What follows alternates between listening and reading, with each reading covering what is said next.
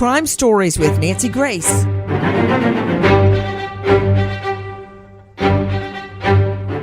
How has this happened?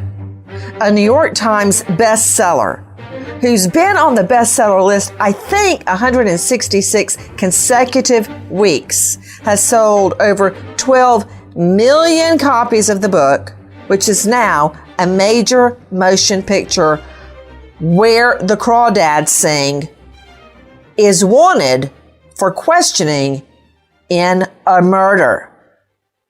I'm Nancy Grace. This is Crime Stories. Thank you for being with us here at Fox Nation and Sirius XM 111. How has this happened? First of all, take a listen to our friend Joe Fryer at the Today Show. Jumping from the page to the screen, where the Crawdads sing is a highly anticipated film based on the best-selling novel. The Marsh Girl, she killed him. It's a fictional story about a murder in North Carolina in the 1960s. But in real life, author Delia Owens is facing questions about a deadly shooting in Africa in the 90s. Editor-in-chief of The Atlantic, Jeffrey Goldberg, first reported that Owens is wanted for questioning in the shooting. I've spoken with many leaders of the criminal investigation department of the Zambian National Police, and they are very, very eager to speak to Delia Owens. In the mid-90s, Delia and her then-husband Mark ran a conservation center in Zambia, protecting elephants from poachers.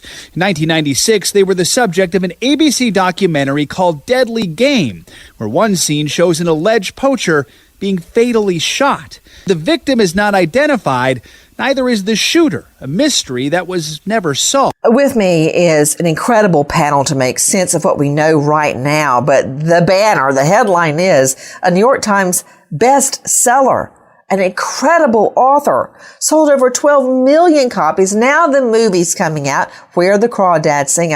It's an incredible movie itself. Wanted and questioning for a murder. Rebecca Rosenberg is joining me from Fox News. She's the author of many books, but the one that really knocked me out was At Any Cost, the story of Rod Kovlin and his dead wife, Shelley Danishevsky. I think you know the rest of that story.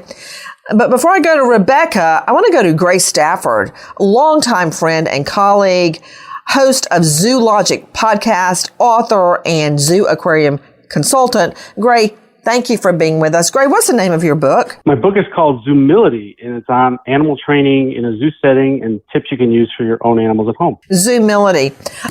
Gray, I could use that. You know, we've got, let's see, 4 pets, 2 guineas rescue, cat rescue, dog rescue, the twins, and my grandmother. I'm not even throwing David into that mix, but there you go. So there's a lot of breakfast going on here. Gray, the poaching scene there in Zambia is brutal. Just give me a thumbnail on that before we get started. Well, Nancy, many range countries in Africa have suffered under terrible poaching, and we're not talking about the subsistence hunter, the people who are trying to feed their families and keep their small farms going.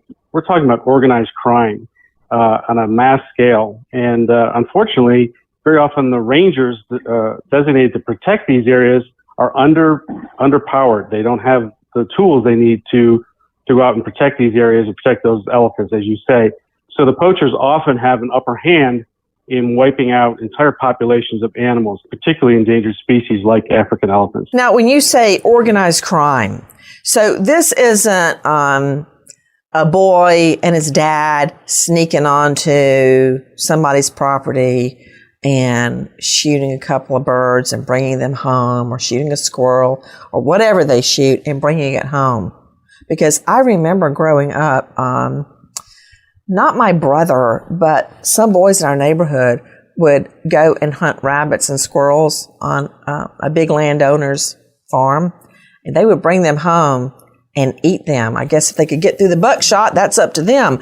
But you know, that's what most people think about poaching. But this is a lot different than that, Gray Stafford. I mean, people are murdered. They are murdered with knives. They are murdered with machetes. They are murdered with guns. Poachers are killed. The teams that are there to stop the poachers are killed. And the bodies usually are never found. They're left in the jungle for the animals to eat, and they do eat. There's never evidence of the crime. Yeah, this goes on, and unfortunately, the oversight of these programs is often based upon the stability and the strength of the government itself. Oh, well, there you go. You know what? Everybody whines all the time about living in America. This is bad. That's bad. You said this. You said that. In other countries, it's so horrible in so many different ways. And I found one way that affects me is the police investigations in other countries are nil. For instance, when I went with Natalie Holloway's mother just recently, Greg, you and I were talking about this. We went to Aruba to retrace Natalie's steps and to dig up some leads. There was no 911. And when Natalie's mom went to Aruba to try to find her daughter, just dropped everything, go to Aruba, and stayed for months on end, the police not only didn't help her and ignored her, they actually tried to thwart the family finding Natalie. People just don't get how lucky we are to live in this country. But before I start on that, I want you to take a listen now to our friend Madeline Del Banco, NPR. For months, the movie's publicists have told me the author is not available to comment, so the news continues to hang over the film like Spanish moss over a murky. Both told me they don't know anything about Delia Owens' past, though they did say she has a cameo in the film. Well, the past is certainly coming back to haunt her. Take a listen to our Cut 7, our friends at NPR. It took wildlife scientist Delia Owens a decade to write Where the Crawdads Sing. It's now been on the New York Times bestseller list for 168 weeks. Here she is on CBS Sunday Morning. It holds the record for being number one for the most weeks. And this was your very first novel. First novel. Actress Reese Witherspoon loved it so much, she added it to her popular book club and produced the film adaptation. It just blew me away. It felt like when I was reading To Kill a Mockingbird or just any sort of classic Southern literature. She layers on this thriller element, there's a murder. And murder, a real-life murder in the mid-1990s, is the big elephant in the room. With the film's release, news has resurfaced that Owens is still wanted for questioning by Zambian authorities as a possible witness, co-conspirator, and accessory to federal crimes. Joining me right now from Fox News, the author of many books, including At Any Cost, which was great, Rebecca Rosenberg. Rebecca, thank you so much for being with us. I mean, Where the Crawdads Sing, incredible book. I know why it's been on the New York Times bestseller list for so long. And that's really hard to get on the list and stay on, much less stay on it for 168 consecutive weeks, have it turned into a movie. And now this comes out. I guess all the fanfare surrounding Where the Crawdads Sing has brought out allegations and claims regarding the murder. What happened with the murder, Rebecca? So back in the 90s, Delia and her then husband, Mark Owens, were involved in conservation efforts in Southern Africa, including Zambia. And ABC did a documentary, like a TV documentary on this, and went and sent out a crew to sort of follow them around. It was about the couple and their efforts. And they ended up in this remote location, and it turned out, this came out later, but it turned out, it appeared that the stepson shot an alleged poacher, just opened fire on him and killed him. And then his father helped cover this up, took the body and dumped it in the ocean, put it in this helicopter, dumped it in the ocean. And so police believe that, or Zambian officials believe that the couple may have been involved in a cover-up or an accessory. And it wasn't just that. They had this a very aggressive approach to conservation. The husband had like a team of 60 scouts under him that would resort to violence in their anti-poaching efforts. So they think they may have committed other crimes as well involved in those anti-poaching efforts. I know that when the author, Delia Owens, and her husband and son left the group that came in to take up monitoring and finding the poachers, had to convince the men, their team, their squad, to stop saluting. And apparently they were all armed with multiple weapons.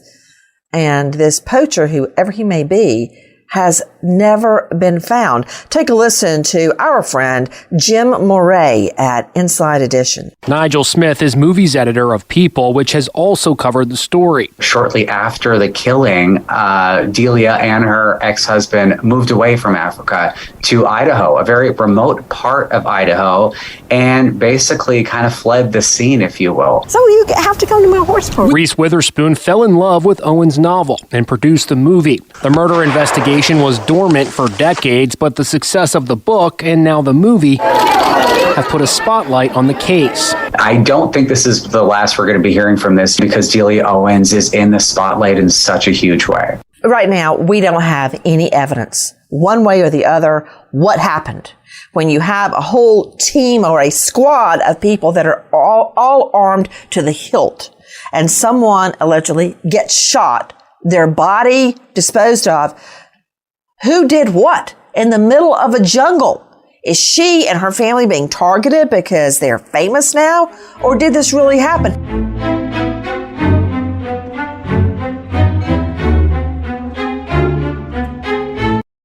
My father had a secret, a family secret. Nobody talked about it. Nobody knew the answers. Nobody knew why my great-uncle was murdered in 1935 and why the case was never solved. Nobody could explain why the file sat untouched on a police department shelf for decades. It can be one of two things: total incompetence, or there can be an element of corruption.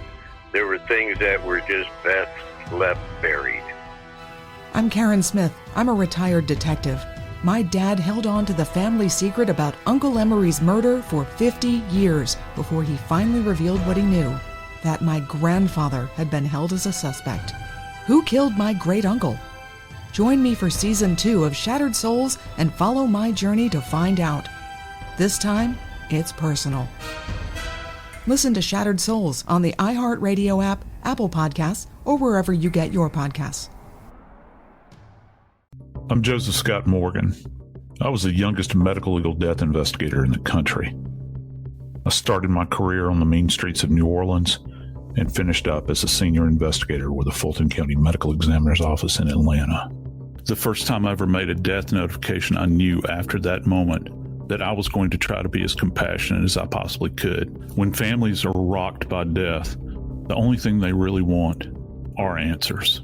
They ask how, where, sometimes why. They have no understanding. And for me, I would have to give voice to those things, to describe them, to make them make sense, if you will. When all is said and done, I was their advocate. I was the voice of the dead. I speak for those that can no longer speak for themselves. Listen to Body Bags with Joseph Scott Morgan on the iHeartRadio app, Apple Podcasts, or wherever you get your podcasts.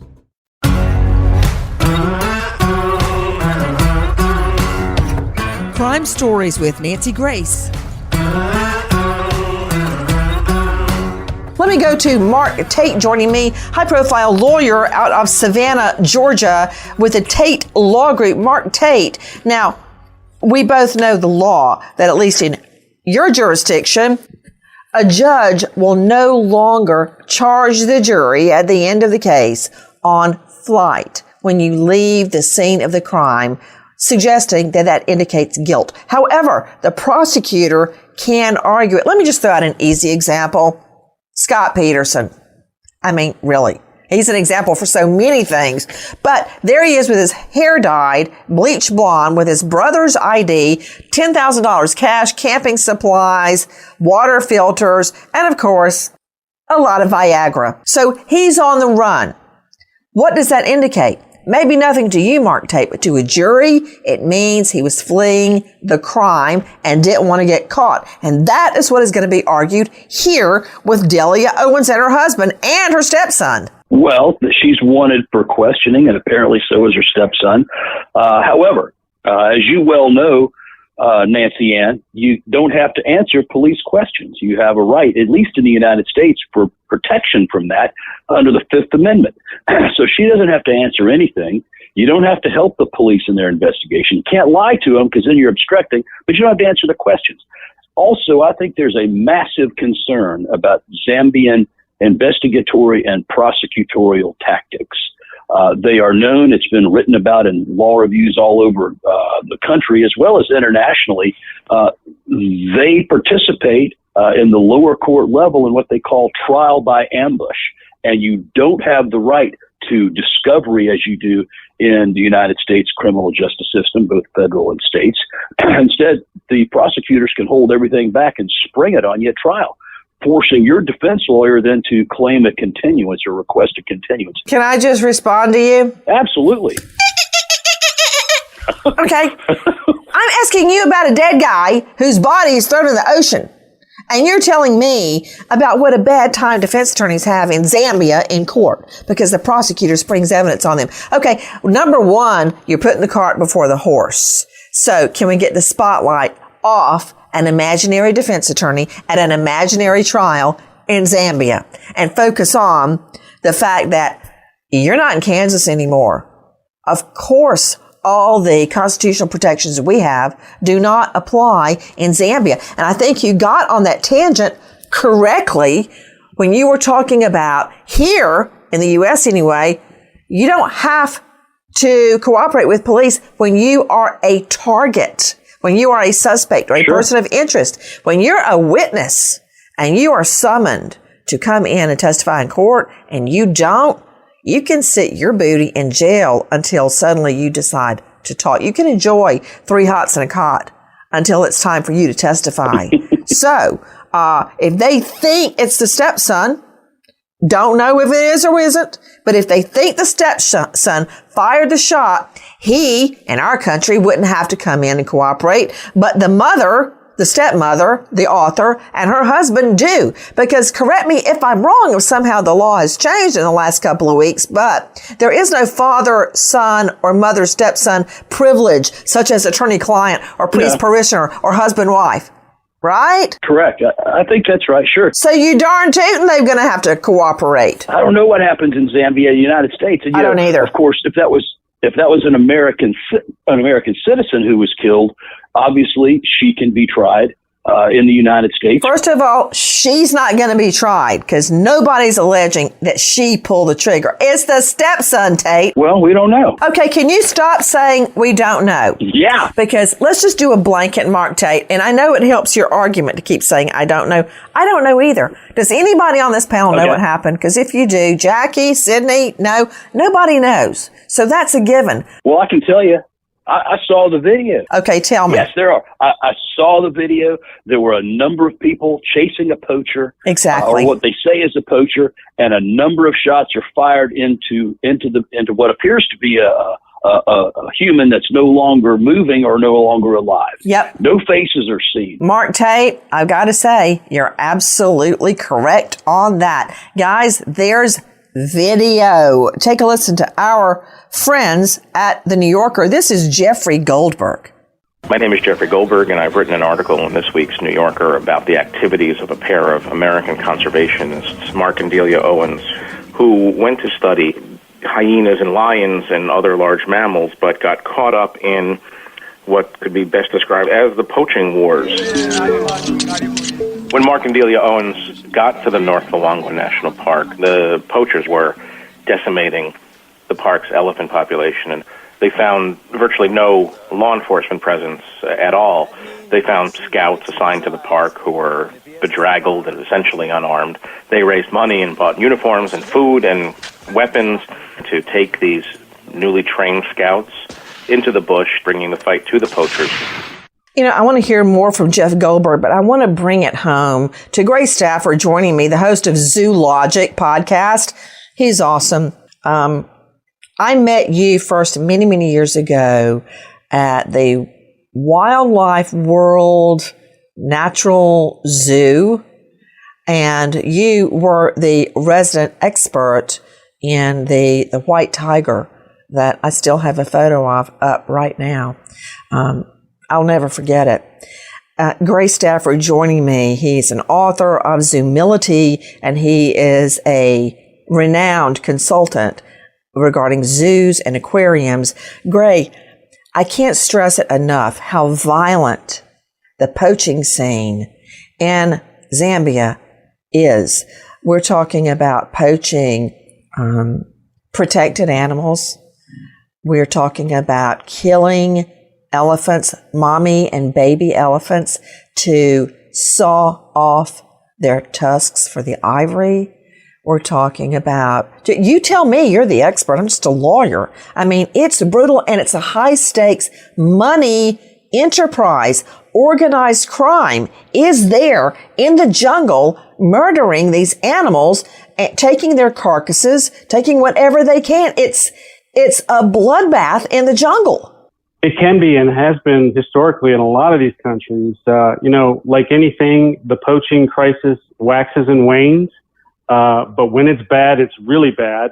And as your setup piece mentioned, many times the people charged with protecting these areas and the animals that live in them are under-equipped and poorly trained. Now, that's changing over the time, since the 90s, but it's still a very, very serious problem because the gangs themselves, the syndicates, are even more savvy than they used to be. They have technology, they've got money, and so it is a serious problem that hasn't gone away completely at all. I mean, how much are they making if you murder one elephant and saw its tusks off? How much could they make off that, Gray Stafford? Depending on the size, tens of thousands of dollars.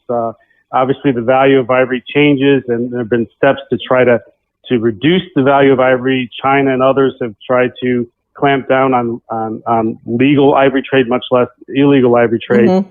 But it's still, rhino horn is worth more than gold per ounce. Rhinos are often poached for their horns, even though it's just fingernail material. So it continues to be a very serious problem. Whoa, look, I've only got a JD. You're the zoology expert. You're saying a rhino's horn is only fingernail material, I believe is what you said. Explain. Well, a lot of people think at different parts of the world that it's got medicinal uses. You mean for impotency? Yeah, very often. Put it out there. Why do men, or they're afraid to say impotent? Just put it out there, Gray. Speaking as a man, it's one of those words that makes me kind of squirrely. Sorry. But people are actually murdering rhinos to get their horn, which is made out of fingernail or hair type molecules, correct?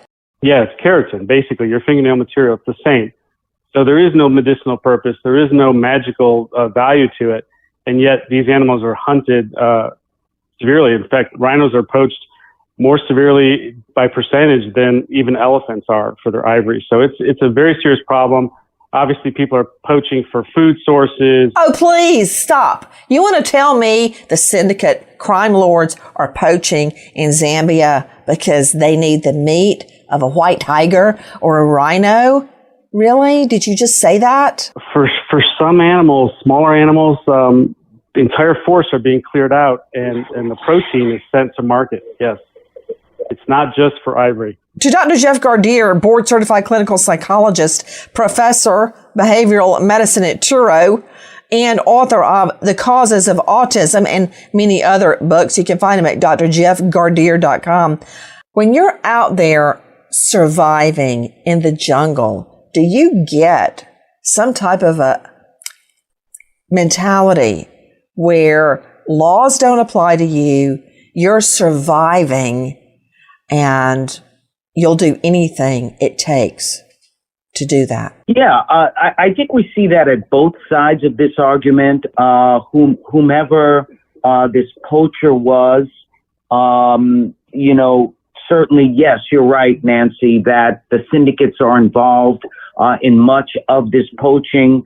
Your previous guest, I believe, is also correct that there are people who will, do anything they can to survive and feed their families too. But what many of the writers talked about, Goldberg to begin with, talked about was this mentality, perhaps, that Delia Owens, Mark Owens, the son, also had with regard to we're out here to save the animals. We're fighting against the poachers, and we will do whatever's necessary because in this country, the laws are not the same as they are in the United States, and we have to do things our way. And it comes with a view of being paternalistic to Africans in a way that can be easily viewed as being racist. Okay, I was talking about, and I agree with everything you just said, number one, but when you get out there in the thick of it, and you're in the jungle, and you're away from what we consider to be civilization, can you get the mentality that the laws back home, specifically about murder, do not apply to you? Well, perhaps at the moment when that is happening, when people are in the middle of their emotions and they feel that they, perhaps are doing the right thing by saving the animals and that the poachers are the enemy. But as we know in our great country, people are treated equally, and you do have to follow laws. And that is an important part of our legal system. I was just going to throw it at you, Dr. Jeff Gardier. You could argue that about a bar fight where a guy thinks he's been insulted or somebody makes a pass at his wife. He takes a gun and shoots the guy.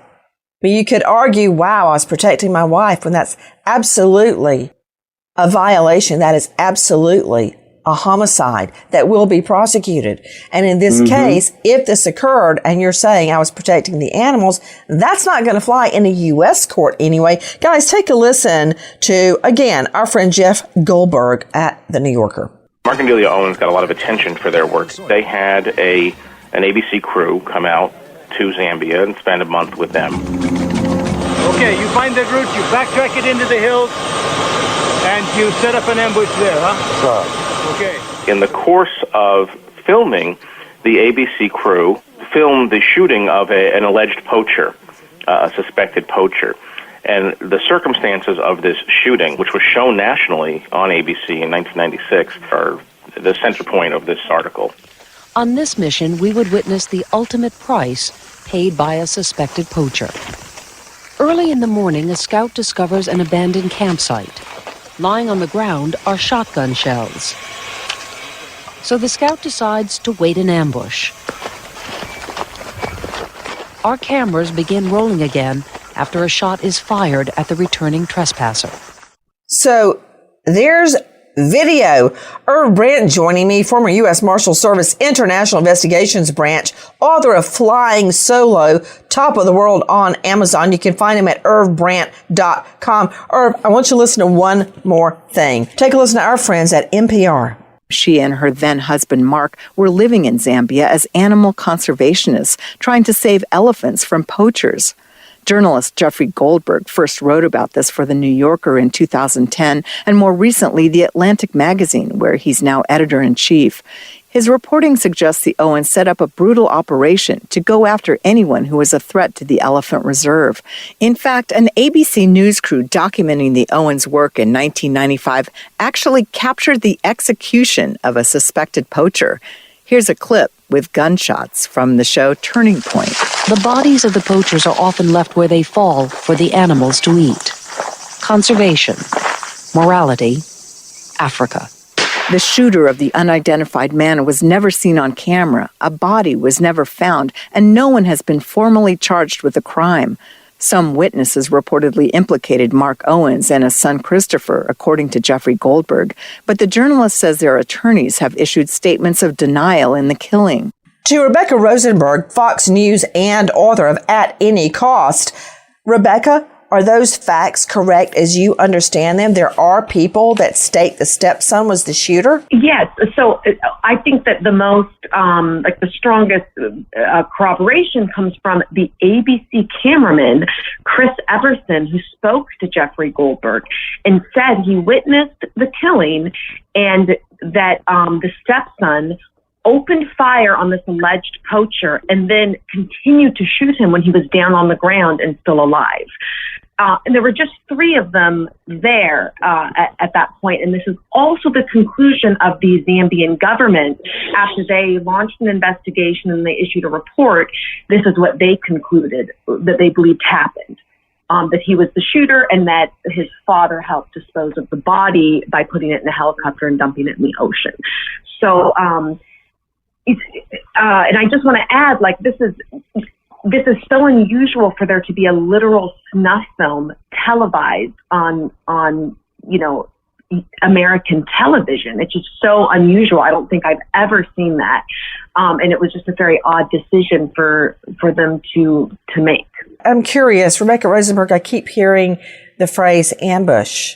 Are you telling me that the Owens and their squad waited in ambush, lie in wait for the poachers to come back to camp and then open fire? Yeah, so this is like a big part of it that's so crazy is that I think these guys are in a game park that's not a game park, a national park. They're in the wilderness that's 2,400 acres in the middle of nowhere.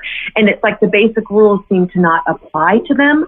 They were going out there without the government's permission, with armed people that they were paying that are going out to hunt alleged poachers. And there's no, due process here. They are, they are just beating up people that they suspect are poachers. They don't know if they're poachers. So in this instance, they're at a campsite and they suspect it's a poacher and they just opened fire on him, but it was never confirmed that this was a poacher. It was never confirmed, what he was. It was just a suspected poacher.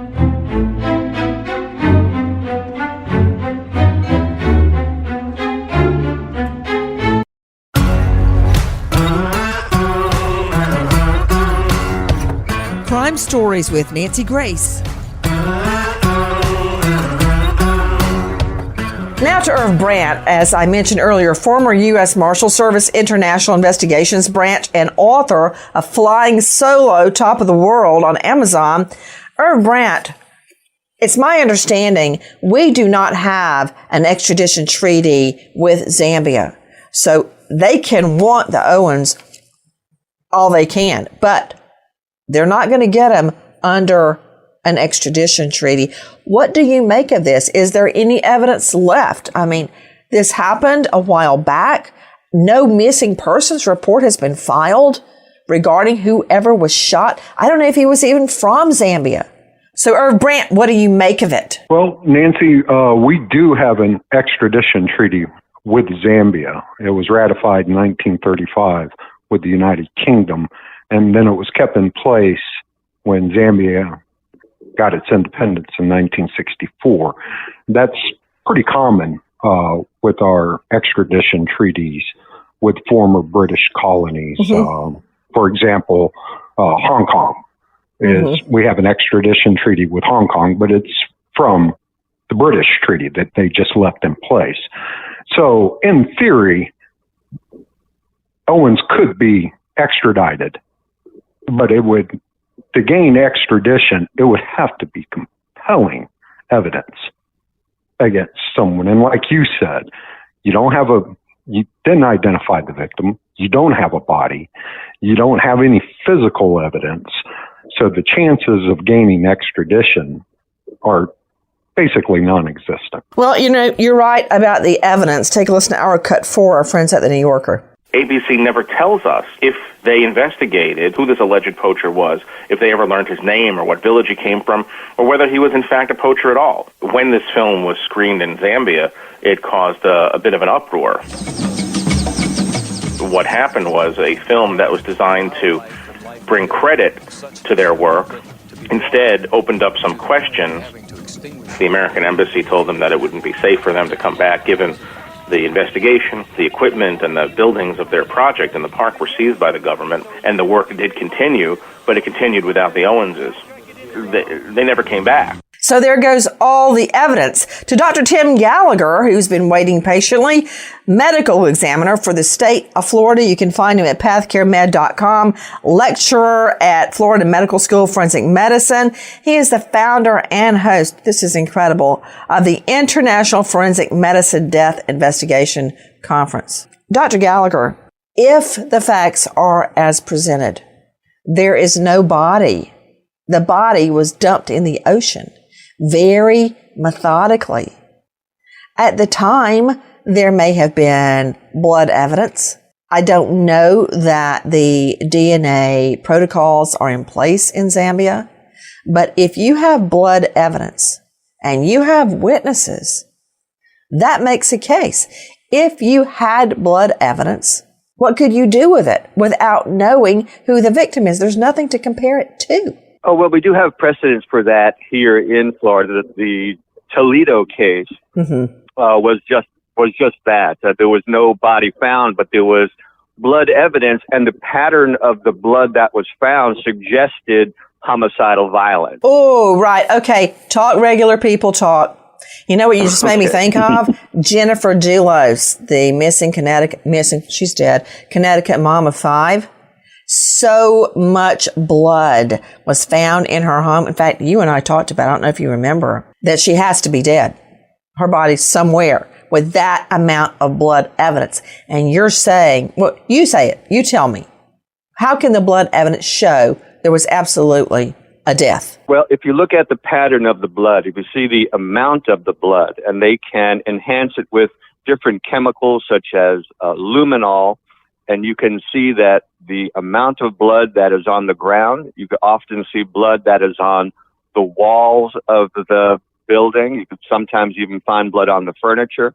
And just by looking at the pattern, just by looking at the amount of blood, where it is, there might be a cast-off type of blood from impact of a blunt instrument, or different patterns would strongly suggest that the person died a very violent death, and that a person who lost this amount of blood in no way could have survived that assault. Is there any way at this point, Dr. Tim Gallagher, that blood, years have passed, rains, erosion, there's no way that I know of we could get any blood evidence.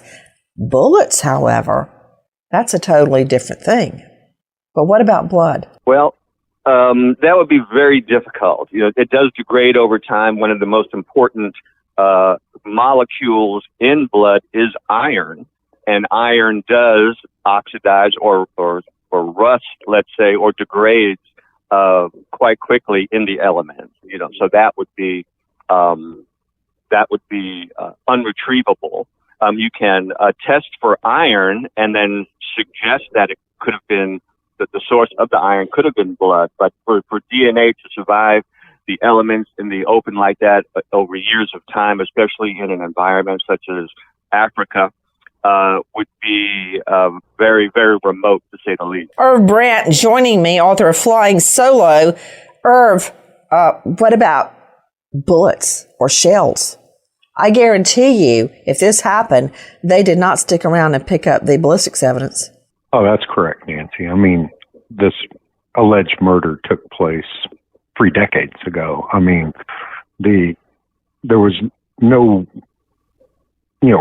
crime scene where police responded, evidence technicians responded to gather information, to gather evidence, things like shell casings and bullets. So they have non-existent. Yep, you're right.